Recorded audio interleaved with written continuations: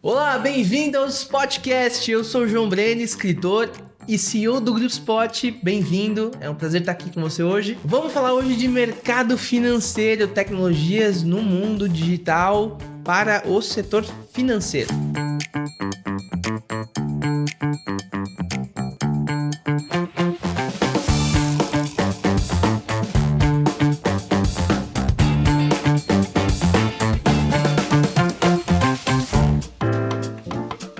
James, seja muito bem-vindo ao nosso podcast. Obrigado, João. Obrigado pelo convite. Bom, meu nome é James, eu trabalho na Nayuta. Hoje eu sou Asset Manager da Nayuta e dou alguns pitacos de economia. Gosto bastante desse tema e acho que o mercado financeiro é uma das coisas que mais move aqui no Brasil, né? Trabalhei com isso desde meu primeiro emprego, então é algo que eu sou fascinado. É um mercado que eu tô sempre aprendendo alguma coisa nova, né? Então, Muda bastante todo dia, né, gente? Muda bastante todos os dias. Eu acho que sempre tem coisa nova para aprender. É um mercado que pujante, né? Sempre tá se inovando, ainda mais agora, né?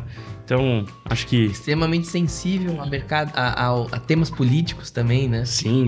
Principalmente político, né? Qualquer coisa que acontece que é algo negativo ou positivo, isso já vai afetar diretamente os mercados. Por isso, inclusive, é uma boa sensibilidade de você ver se uma informação ou uma notícia é positiva ou não, você olha para o mercado financeiro para ver se a bolsa subiu ou não. Isso aí. Não, até... trazendo para o nosso contexto aqui de tecnologias, fake news também, né? O pessoal tem usado uma série de tecnologias para comunicar conteúdo fake na imprensa e tal. Isso afeta diretamente o mercado financeiro, né? Sim. Inclusive, isso aconteceu muito recentemente, né? Teve aquela questão quando teve as eleições ali nos Estados Unidos, o Trump ganhou as eleições e o dólar chegou a disparar até 6,12, assim, que foi o que aconteceu lá dentro do Google, né? E as pessoas falaram, pô, não é possível que subiu tanto assim no dia e, de fato, houve um erro dentro do Google para que tenha aparecido tudo isso, toda essa alta que teve do dólar, que no final foi errado. Caramba, isso mexe muito com o mercado. E aproveitando, como que você vê hoje transformação digital nesse mercado, né? A gente tá falando de fake news, de conteúdos multimídia, portais de notícia. Transformação digital nesse segmento. No mercado financeiro, como que você vê que tá rolando esse movimento de mudanças digitais aí no segmento financeiro? Eu vejo que o mercado financeiro, ele sempre ficou muito atrelado à tecnologia, porque antigamente, né, o balcão de negócios da bolsa era simplesmente você ligar e pedir para comprar alguma ação, alguma coisa assim. Hoje em dia você faz na sua casa pelo home broker, né? Sim. E falando bastante sobre essa parte de inovação, dessas etapas, a gente consegue olhar os bancos também, né? Os bancos hoje em dia usam mais internet, né? O internet banking ou aplicativo, do que você ir até a agência. Até porque o banco mesmo percebeu que essa operação é muito cara, né? Você manter uma agência de pé, as pessoas lá dentro, né? E tudo. Primeiro porque a questão de risco, né? Você ficar transitando numerários, né? Físicos, isso é muito perigoso. Pela grande questão de que é muito mais barato você fazer dar um notebook pra pessoa e aí a pessoa trabalha, né, de casa, é muito mais fácil e muito mais barato. E o número de agências reduziu drasticamente nos últimos 10 anos aí. A gente hoje tem muito menos agência, tudo é feito de casa, se for do home broker, né? Você faz tudo fácil hoje, né? Sim. Antigamente, você comprava essas ações ligando para um agente que tava ali dentro da bolsa para falar assim, eu quero comprar uma ação. E hoje você faz na sua casa, você faz direto do aplicativo, então você quer comprar uma ação X, você vai lá dentro do home broker, já coloca para comprar e olha todas as ofertas que tá tendo e tudo mais. É muito mais dinâmico. E você sabe que hoje, na Spot a gente trabalha muito com tecnologia multimídia para alguns segmentos, né? Então a gente trabalha com educação, com entretenimento, com mercado financeiro, área da saúde. E a gente tem hoje uma série de produções que a gente faz e algumas delas usando inteligência artificial. Você acha que a inteligência artificial no segmento financeiro, no segmento bancário, mais especificamente, é uma tendência? Quer dizer, hoje, se eu preciso aplicar um dinheiro em algum lugar, naturalmente eu vou falar com o meu gerente, com o especialista, meu assessor ali, que vai dar uma sugestão de onde investir aquele dinheiro. Mas você acha que a IA vem para substituir um pouco essa função? Acredito que sim, porque se a gente for olhar como a informação hoje é dinâmica, eu vou até citar uma das inteligências artificiais que eu gosto de usar bastante para fazer pesquisa e tudo mais, chamada Perplexity, né? A Perplexity é uma das IAs que você faz buscas. Hoje em dia o ChatGPT também você pode fazer buscas, mas pela informação tá muito mais dinâmico. O mercado financeiro liga muito com informação, né? Quanto mais rápido você tem a informação, melhor será a sua operação, né? Porque você vai ter uma certa vantagem comparado aos seus concorrentes. Como a IA,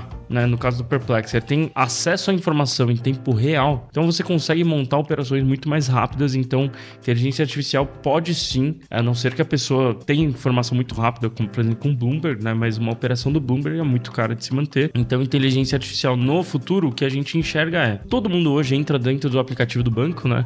Então, não preciso citar um banco, mas vamos supor, você abre o seu aplicativo do banco, vai aparecer lá saldo, investimento, crédito, essas coisas. E se eu for abrir o mesmo aplicativo do banco, eu vou ver as mesmas coisas. Agora imagina se no futuro a gente vê um feed, né? Como se fosse do Twitter. Então a gente vê um feed lá de coisas do tipo, eu tô procurando dentro do meu celular, ele tá captando cookies o tempo todo, então ele tá começando a colocar algoritmo de recomendação dentro do aplicativo do banco. Então vamos supor que eu tô procurando imóveis e o banco, quando eu abro o aplicativo do banco, ele já me dá um financiamento de imóvel. Então acho que o banco, com a inteligência artificial, a grande ideia é fazer você gastar menos tempo no aplicativo do banco. Enquanto os outros, as redes sociais querem que você fique mais tempo dentro do aplicativo, eu acredito que o banco vai usar a inteligência artificial para que você gaste menos tempo dentro do aplicativo deles, para que seja cada vez mais eficiente. Se isso de fato for uma tendência, né, essas inteligências artificiais conseguindo fazer recomendações financeiras para aquele perfil, você acha que o número de assessores, bancos de investimento tem crescido muito? Cada vez que a gente olha tem um novo banco surgindo aí, né? Eu imagino que isso seja por causa daqueles bancos white labels, né? Sim. Mas você acha que isso vai crescer ainda mais? Quer dizer, esses pequenos bancos que às vezes estão ligados a um outro banco maior, mas que são essas fintechs, né? Uhum. Elas devem crescer ainda mais? Esse segmento deve dar uma alavancada ainda mais, não? Eu acredito muito nesse mercado. Fintech, normalmente ele tá querendo, de alguma forma, trazer alguma solução, né? Uhum. Porque se você quer abrir um banco múltiplo, é muito caro. Você abrir um banco e tudo mais, conseguir a licença com o Banco Central, ser regulado, né, pelo Banco Central, é muito caro ter uma operação dessas. E ainda mais se você quer testar, né, o seu MVP, então fica muito caro você fazer isso. Agora, se você quer começar de uma forma mais barata, até para testar uma ideia e tudo mais, eu acredito que você usar uma fintech é uma grande ideia, porque você pode baratear muito essa operação para no final você dar crédito para um público que os bancos não estão a fim de correr o risco, né? Vamos supor, pessoas negativadas normalmente têm difícil crédito, né? Difícil acesso ao crédito. E essas fintechs vêm justamente para isso. Mesmo as pessoas estando negativadas, ela consegue acesso ao crédito através dessas fintechs. Tudo bem que a perda é muito alta, mas também ele vai compensando isso com várias outras ferramentas. Porém, você consegue abrir um mercado focado para esse tipo de pessoas. Eu acho que isso é muito legal, assim, de fintech. Aqui no Brasil, a gente vê fintechs, assim, em cada esquina você tá vendo uma praticamente hoje. Tem bastante, né? E quanto à questão de assessores e consultores financeiros, que tem muito aqui hoje em dia, eu acredito que isso vai diminuir cada vez mais com a inteligência artificial, porque eu acredito que, como a informação, todo mundo vai ter o mesmo acesso à informação, e a inteligência artificial hoje está praticamente movendo como se fosse um humano, eu acredito que esse intermediador do assessor financeiro diminua um pouco no futuro, porém o do consultor aumente, porque o consultor, o que ele vai fazer? Ele não se importa muito em receber a comissão pelos produtos que ele está te vendendo. Pelo contrário, ele quer ganhar dinheiro através do seu patrimônio. Então vamos supor que eu vou te dar uma carteira recomendada e você ganha 10% ao ano. E dentro desses 10% ao ano, ele vai cobrar 1% de FII em cima do seu patrimônio. Então é dessa forma que ele vai ganhar dinheiro. E eu acredito que justamente por não ter esse conflito de interesse, então ele é muito mais eficiente hoje em dia, né? Dizendo. Não que no futuro mude também, né? Muita coisa pode mudar. E isso chega a atrapalhar muito os bancões? Quer dizer, esse monte de fintech aparecendo, conseguindo dar sugestões de investimento, conseguindo dar crédito pequeno para pessoa física, né? Isso deve atrapalhar muito, né? Os grandes bancos aí, não? Olha, Acredito que não, né? A gente pode ver o caso que tá público hoje, né? Que é a questão do Itaú ter comprado a XP e no final acabou tendo uma cisão dos negócios e acabou não completando a transação e o Itaú vendeu a participação da XP que ele tinha. A XP cresceu muito, era uma startup, era uma fintech, assim, né? Cresceu tanto que hoje tá fazendo muitos brasileiros começarem a investir. Benchimol falou que tinha 10 mil reais no bolso quando ele fez a XP, né? Foi. E hoje tá na Nasdaq, vale 30 bilhões. São operações que vão crescendo cada vez mais. Então eu acredito que a XP tomou bastante mercado dos grandes bancos, porque os grandes bancos queriam vender produtos do tipo, produtos de entrada, né? Porque ensinar o seu cliente a investir no mercado de ações era muito difícil. Então é aquela coisa que, inclusive, eu aprendi muito aqui na Spot, né? Quando eu comecei a ver bastante a operação aqui, normalmente você precisa ensinar ao seu cliente o que ele precisa, né? Às vezes ele também não sabe que ele precisa daquilo. Eu acho que isso é uma das coisas que a XP conseguiu fazer isso muito bem, que é ensinar para o público dele o que ele precisa para ele começar a investir em ações, que é o que os bancos não faziam, né? Você sabe que eu tenho uma cabeça muito de marketing, né? Então, eu sempre olho necessidades das pessoas, necessidades das empresas, como elas se comunicam e como que a gente supre as necessidades do público dela. E aí, me vem um questionamento, trazendo esse negócio da IA para dar uma assessoria financeira, para dar uma recomendação, que me gera um conflito. Me parece que a XP cresceu muito, ou outros bancos de investimento cresceram bastante, principalmente pelo trabalho humanizado. Quer dizer, hoje um consultor de uma XP, um BTG, até, né, Itaú Bradesco deve ter ali suas áreas de investimento, mas que é humanizado. Então você confia naquela pessoa que tá te dando aquela recomendação. Eu acho que o fator humano, ele é muito forte. E quando a gente fala do nosso dinheiro, então assim, eu tenho uma visão um pouco mais pessimista da recomendação da IA no mercado financeiro. Por quê? Eu acho que em linhas gerais, acho que vai aumentar, vai ter uma constância, mas quando você trata de um patrimônio seu, que você cuida, você dedicou sua vida inteira para gerar aquele dinheirinho, aquele pé de meia que você tem, será que a melhor solução é uma IA? Ainda acho que alguém, mesmo que a IA tenha uma recomendação melhor, tá? Que um consultor, eventualmente, mas o fator humano, ele é muito decisivo porque você confia naquela pessoa. Você acha que isso tem impacto significativo na decisão? Não? A questão emocional, eu diria que sim,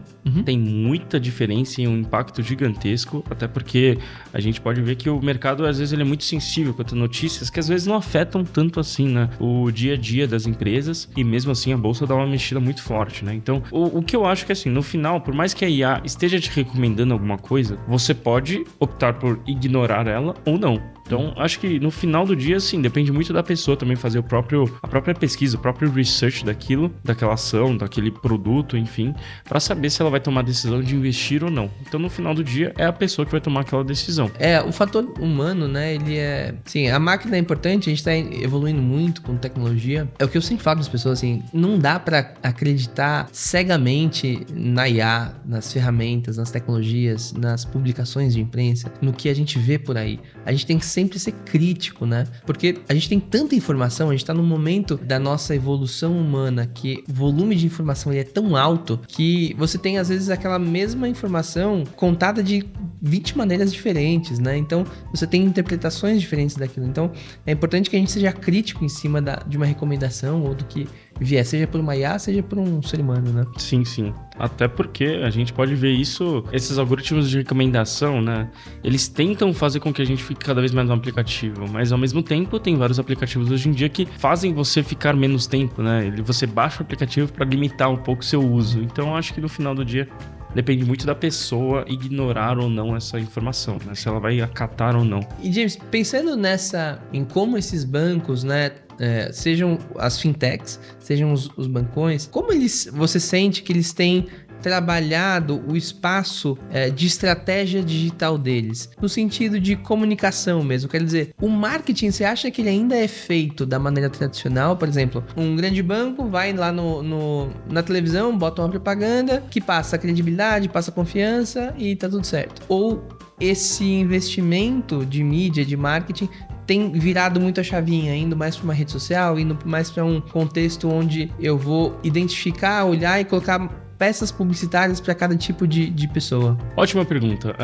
O que eu percebi muito hoje, a gente pode ver que os grandes bancos agora estão começando a olhar para as pessoas físicas, porque antigamente eles só olhavam para os investidores institucionais, né? Que são os chamados WMS, né? Wealth Management Services, né? Hoje em dia a gente vê muito que os bancos estão tendo cuidado de olhar um pouco mais para a pessoa física que está começando no banco, que não tem tanto crédito, mas ele tem um home broker ali para ele começar a investir e tudo mais. E a grande ideia é que, com o passar dos anos, eles precisam ter uma noção do que eles vão investir. Então, acho que hoje em dia tem uma persona nas redes sociais. Às vezes, sim, ele é um influencer da marca, né? Mas é muito difícil hoje em dia você ver que a campanha de marketing seja muito alta para fazer uma publicação para o público pulverizado, né? Então a gente pode ver como, por exemplo, a XP patrocinando a NFL aqui no Brasil. A NFL, o público que vai assistir a NFL normalmente é um público mais qualificado, né? Um público que já investe e tudo mais. E justamente por isso a XP encaixou um negócio de fazer a propaganda lá, né? De ter o naming right deles aqui no Brasil, de terem feito o evento da NFL. Acredito que os outros bancos também estão começando a olhar mais para esse público dessa forma, né? Olhar para a pessoa física dessa forma, porque no final, por mais que os investidores institucionais sejam pessoas que você não precisa ensinar para ele tanta coisa assim no dia a dia, eu acho que o investidor de pessoa física é onde está onde está o dinheiro total, né? Para você montar grandes portfólios. Entendi. Legal. Só para a gente também finalizar aqui, como que você acha que hoje tá a evolução desse profissional que está no mercado financeiro? Quer dizer, a tua carreira, o que você almejou como carreira há 20 anos atrás, vou ser um economista, vou estudar administração, vou estudar economia, vou entender do mercado financeiro. Como que você vê a evolução dessa profissão aí para os próximos anos? Porque mudanças drásticas acontecendo no mundo todo, com a tecnologia entrando, e queria a tua opinião da evolução dessa carreira de economista. Eu vejo que hoje informações são muito mais rápidas do que a gente tinha antes, né? Antigamente você precisava... Eu, por exemplo, quando eu fui fazer a faculdade de economia, eu tive que entender muito sobre macro, né? Entender bastante sobre econometria para tentar achar informações sobre se aquela informação que o governo está passando, né, que essas questões políticas, eram algo que impacta ou não a economia. Ou se era só uma sujeira, às vezes é uma questão que é um impacto mínimo, mas a bolsa acabou exagerando um pouquinho, então você pode ver que no final do dia exagerou um pouco e no próximo dia você vê que voltou, né, a bolsa para onde estava, né? Então, acho que economia, as pessoas que estudarem hoje em dia vão ter um pouco de abrir um pouco a mente para entender mais o mercado financeiro como um todo, porque hoje esse é um grande problema, assim, que a gente não tem muita educação financeira aqui no Brasil, né, infelizmente, desde criança. Porém, na economia, no primeiro ano, a primeira coisa que você vê é questão financeira. Então, você tem que saber fazer contas ali para depois você começar a ver o resto. Então, você aprende a lidar com a informação, saber se aquilo é bom ou não. Eu acredito que os livros também que são lecionados dentro do curso de economia também vão mudar muito, porque tem muitos livros que deixam você ter acesso à informação, saber interpretar ela de forma muito mais fácil. Porque antigamente tinha algumas leituras que eram um pouco cansativas, eram importantes, obviamente, não estou tirando o mérito deles, mas eles são cansativos para você entender se aquela posição política era boa ou não, ou até mesmo sobre essa questão de política expansionista, política que contrai mais a economia, saber qual que seria a melhor. Então eu acredito que tendo esses livros no linguajar das pessoas de hoje, eu acho que isso vai facilitar muito a interpretação das pessoas. E quanto à questão dos cargos, quanto à questão de carreira, eu acho que no mercado financeiro tá mudando muito, porque antigamente tinha muito... O back-office era gigantesco dentro de bancos, né? Eu trabalhei no Itaú BBA, por exemplo. O back-office era gigantesco. Eu vejo que no futuro vai diminuir um pouco esse back-office, porque muita coisa pode ser automatizada. Porém, o banco vai carecer mais das pessoas, que é o que a gente está conversando aqui, né? Precisa ter uma pessoa que vai entrar em contato com o cliente para tentar conquistar esse cliente e falar assim, pô, vem investir comigo, eu vou te dar soluções muito melhores do que o concorrente, enfim. Eu acho que isso vai precisar mais de uma pessoa que vai conversar com o cliente e vai tentar trazer ele para cá. Mas essa questão do back-office, de fato, as automações vão tirar um pouco, vai diminuir bastante o número de pessoas que trabalham no back-office. Me chama atenção você falar da educação financeira, né? Hoje, de fato, a gente nasceu numa era onde a educação financeira era muito básica na escola, né? Hoje eu acho que ainda é básico, mas é melhor do que era antes. Mas eu vejo que hoje ainda é muito pouco dada uma percepção do que seria ideal. Vejo que o ideal de educação financeira, do volume de informação sobre educação financeira na base, desde a educação infantil, já começando alguma coisa sobre... E aí, na educação infantil, né, uma criança de 0 a 5 anos, eu falo de uma educação financeira no sentido de economia, por exemplo, de economia de água, economia de recursos naturais, economia, às vezes, de começar a entender o que é a moedinha, o que é o dinheiro, o que é guardar, né, dinheiro. E aí, entrando nos ensino fundamental, ensino médio, ter uma educação financeira mais robusta, né? Tanto entender um pouquinho sobre despesa e receita, mas também sobre investimentos, como que você se organiza, se planeja. Eu percebo que no Brasil, o brasileiro ainda tem pouca cultura de planejamento financeiro, né? Eu acho que isso tem que estar muito mais enraizado na educação, né? Sim, exato. Tanto que eu acho que o melhor indicador que a gente pode olhar é a Selic e os juros dos bancos, né? Por que os juros dos bancos são altos? Porque a inadimplência é muito alta. A gente pode ver que tem muitas famílias que nas finanças pessoais acabam despesas maiores do que as receitas. Tudo bem que é porque tem muitas famílias que também têm dificuldades muito grandes com a receita, né, que entra. Porém, a grande questão é que se todo mundo soubesse optar de uma forma melhor, assim, administrando melhor as finanças pessoais, eu acredito que sim, os bancos teriam juros menores, a inadimplência seria muito menor, e aí os bancos emprestariam dinheiro por um juros muito menor. Hoje os juros são altos porque a inadimplência é alta. Você sabe que eu estava discutindo com um educador, né, alguns meses atrás, e a gente falou muito sobre educação básica, no sentido de leitura e no sentido de matemática, principalmente para a educação financeira. Parece óbvio, né? Mas despesa maior do que receita é muito normal. E não devia ser. Então você tem que ter uma receita maior. O que você recebe, o que entra de dinheiro na tua vida, na tua família, precisa ser maior. E o teu gasto você tem que se adequar a um gasto mais coerente, né? E isso é muito difícil. Em alguns países europeus, principalmente norte, isso é muito enfatizado na primeira infância, né?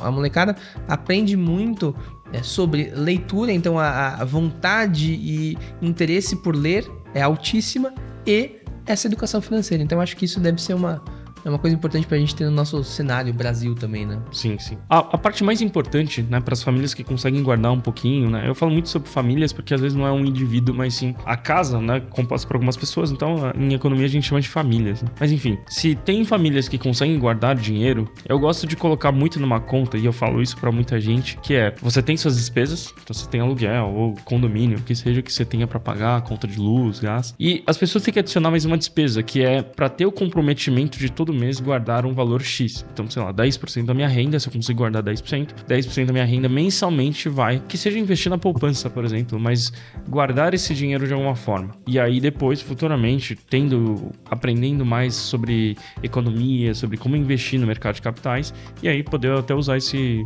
dinheiro que ela tem guardado e aplicar dentro da bolsa, enfim, de produtos que tem no mercado financeiro. Excelente, legal. Pô, James, valeu, obrigado por ter vindo. Muito legal falar com você. A gente falou aí de algumas tendências do mercado, da profissão, de educação financeira. Falamos até das fintechs. Muito bacana ter você aqui. Obrigado por ter vindo e valeu, obrigado a você por ter assistido mais uns podcasts.